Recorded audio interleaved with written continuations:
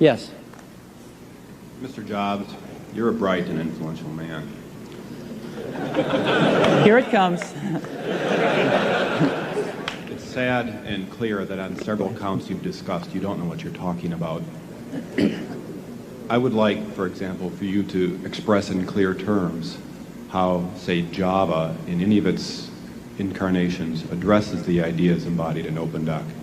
And when you're finished with that, perhaps you could tell us what you personally have been doing for the last 7 years.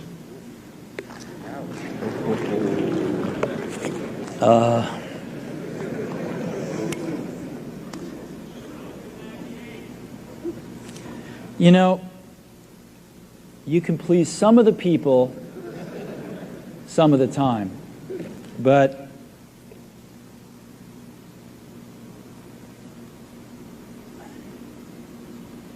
one of the hardest things when you're trying to affect change is that people like this gentleman are right in some areas. I'm sure that there are some things OpenDoc does, probably even more that I'm not familiar with, that nothing else out there does. And I'm sure that you can make some demos, maybe a small commercial app that demonstrates those things.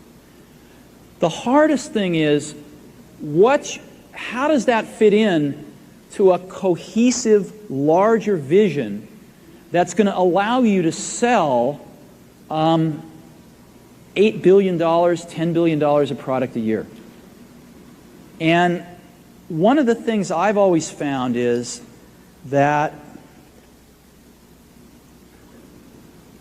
you've got to start with the customer experience and work backwards to the technology. You can't start with the technology and try to figure out where you're going to try to sell it. And I've made this mistake probably more than anybody else in this room. And I've got the scar tissue to prove it. And I know that it's the case. And as we have tried to come up with a strategy and a vision for Apple, it started with what incredible benefits can we give to the customer? Where can we take the customer? Not starting with, let's sit down with the engineers and figure out what awesome technology we have, and then how are we going to market that. And I think that's the right path to take. I remember with the laser writer, we built the world's first small laser printers, you know. And there was awesome technology in that box. We had the first Canon cheap laser printing engine in the world, in the United States here at Apple. We had a very wonderful printer controller that we designed. We had Adobe's PostScript software in there. We had AppleTalk in there. Just awesome technology in the box. And I remember